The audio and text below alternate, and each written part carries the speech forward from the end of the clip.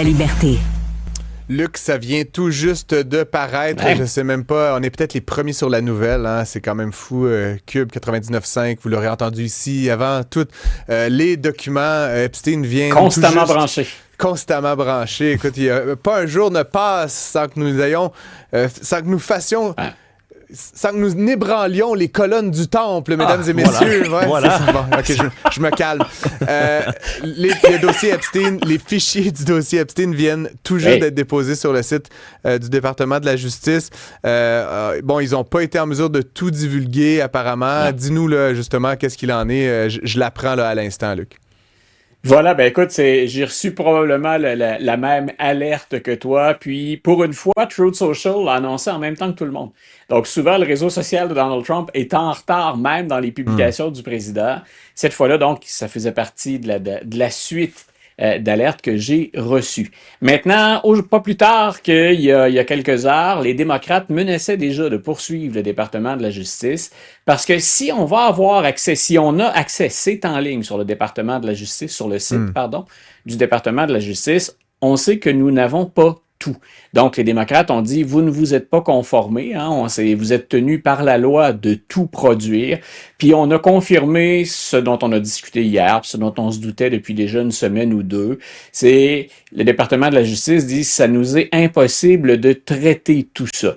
On a invoqué du manque de personnel. On a invoqué du manque de personnel qualifié parce que on procédait donc à ce tri d'informations puis à savoir ce qu'il fallait caviarder ou pas. Puis on a dit, c'est pas tout le monde qui fait ça. C'est pas d'abord les gens du département de la justice qui ont fait ça parce qu'on disait, ben, c'était pas entre leurs mains à l'origine. Donc, tout ça pour dire, ça semblait très complexe et nous n'avons pas l'entièreté du dossier.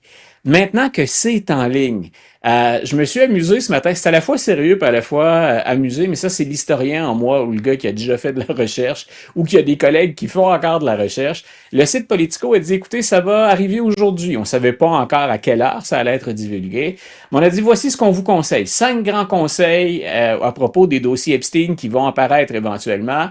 Et le premier conseil, à l'ère des réseaux sociaux, j'ai pas pu faire autrement que d'esquisser un sourire, c'était ne les regardez pas.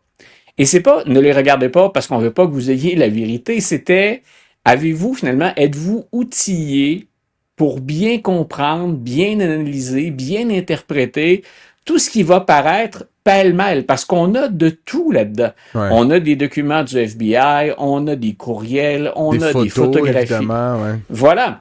Donc, le site Politico disait, touchez pas à ça. Grosso modo, laissez les journalistes d'enquête ou encore les experts travailler là-dessus.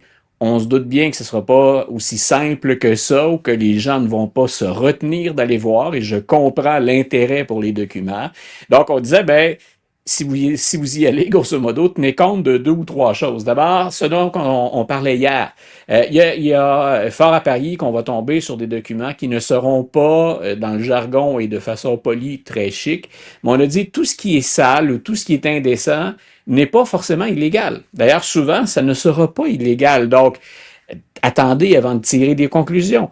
On nous dit aussi le type de document. Faites attention au type de document et aux personnes qui se manifestent dans les documents. Un mémo du FBI, par exemple, sur Epstein, ben, c'est un condensé d'informations, c'est factuel. Donc, ça, vous pouvez toujours le prendre et vous y fier. Mais quand je dis la personne et le type de document, est-ce qu'un courriel de Jeffrey Epstein, par exemple, devrait apporter vraiment un éclairage qu'on doit prendre au sérieux ou qu'on doit en anglais prendre face value? Ou est-ce qu'on remet ça en question? Non. Quand il a échangé jusqu'à la toute fin, il y avait intérêt, par exemple, à dire que Donald Trump était au courant pour les filles. C'est un courriel qui a circulé beaucoup de la part de Jeffrey Epstein. Donc, on dit, faites attention à la fois au type de document. Il y a un peu de tout. Puis, il y a des faits et il y a d'autres choses où les personnes impliquées sont peu ou pas crédibles ou encore, il faut s'assurer de remettre en question leur jugement. Autre chose que moi, je vais avoir à l'œil, bien sûr, c'est l'identité des gens qu'on va mentionner ou nommer. Et c'est que va-t-on apprendre en partie sur le président Trump? Et pour ceux qui disent, ben là, c'est de l'acharnement parce qu'il y a des démocrates, on le sait qu'il y a des démocrates. Mais c'est le président qui a promis de divulguer ça. Et c'est lui qui, quelque part, c'est pas un cover-up, c'est pas une dissimulation, mais ça a été long avant qu'on les voie, ces documents-là. Et rappelons-nous que Pam Bondi, la procureure générale, a déjà dit, votre nom, Monsieur le Président, revient souvent dans les dossiers Epstein. Donc, est-ce que c'est Évidemment. souvent parce qu'on sait que vous avez été amis, mais ça implique pas plus? Ça peut être nuisible pour l'image, mais encore là, c'est pas criminel ou c'est pas passible d'une accusation ou de prison. Donc, moi, j'ai hâte de voir comment on va divulguer l'information sur le président. Si on n'a pas tout aujourd'hui, qu'est-ce qu'on va avoir jugé bon de prioriser? Et est-ce qu'on a fait ça au hasard ou s'il y a une stratégie derrière ça? Donc, Ouais. par exemple, il y en a qui avançaient aujourd'hui, ça vaut ce que ça vaut, là, puis malheureusement, on est encore proche des théories du complot, mais il y en a qui disent peut-être que le pire sur Trump, on va l'avoir aujourd'hui. Parce qu'on va ensuite, ça va être encore le supplice de la goutte, là, on va ajouter d'autres documents. On a dit d'ici quelques semaines. Parce C'est vraiment que, aussi flou que ouais. ça. Donc, ça va être, est-ce qu'on veut sortir ce qu'il y a de pire sur Trump maintenant pour qu'ensuite ce soit noyé dans un flot d'informations parce qu'il va y en avoir encore beaucoup. Donc, Ouais. j'ai tout ça en tête au moment où on apprend qu'on vient de divulguer ou de mettre en ligne, pardon, les documents liés à Jeffrey Epstein. Ouais, il y a évidemment, on en parlait il y a quelques semaines, toi et moi, Luc, mais il y a ça d'étrange, puis j'en ai encore vu aujourd'hui, qu'il me semble que tout ce que j'ai vu sortir autour du dossier Epstein depuis quelques jours et quelques semaines ne concerne que Bill Clinton, voyons, Bill Gates, Woody Bill Gates, Allen, Noam Noam Chomsky, Chomsky. des démocrates, hein, finalement. Là, évidemment, ça fait quelques minutes à peine, t'as pas eu le temps de te pencher là, sur le contenu Non, voilà. ce... Mais est-ce que tu crois qu'il va y avoir aussi... Est-ce qu'il va y avoir une répartition? C'est invraisemblable qu'il n'y ait que des démocrates là, dans cette... Non, puis nous ouais. savons déjà qu'il y en a pour tout le monde. Donc, et ça ne sera pas que, ce ne seront pas que des politiciens. On l'a déjà vu, il y a des hommes d'affaires, il y a des acteurs. Écoute, c'est quelqu'un qui a frayé avec tous ceux qui, à un moment donné ou à un autre, ont été populaires. Il approchait ces gens-là pour leur offrir des services, il les invitait dans des fêtes où lui-même était invité. Donc, on va toucher à tout le monde et il y aura des républicains. Ce qui est intéressant, c'est que dans ce que tu viens de nommer, les documents auxquels on a eu accès, ils proviennent de démocrates. Donc, c'est comme s'ils voulaient montrer patte blanche en disant, vous voyez, on divulgue des informations. Par contre, on vous donne pas le contexte qui vient avec. Ça, c'est toujours très, très, très dangereux parce que ça laisse place au complot puis aussi à l'interprétation. Donc, les démocrates ont probablement pas voulu donner l'impression de jouer un jeu qui était strictement partisan, mais il va y en avoir pour tout le monde. Et nous savons que Donald Trump est mentionné à plusieurs reprises. C'est la procureure générale des États-Unis qui le dit. Donc, oui, je pense il n'y a rien là-dedans qui va être agréable pour qui que ce soit, sinon ceux qui n'ont jamais rencontré Jeffrey Epstein. Ouais. Sinon, dans un tout autre registre, là, Ouais. je lisais, je suis abonné au New York Times, puis je fais ma petite revue tranquillo là, le matin, là, voir s'il y a quelque chose qu'on pourrait, qui pourrait nous toucher ou nous concerner ici au Québec ou au Canada. Puis je suis tombé sur cet article, rien à voir avec nous directement, mais puisqu'on parle de politique américaine, l'ancien candidat républicain Mitt Romney, qui à une époque... bon, était quand même assez de droite, là, on va se le dire. Là, c'était pas un centriste.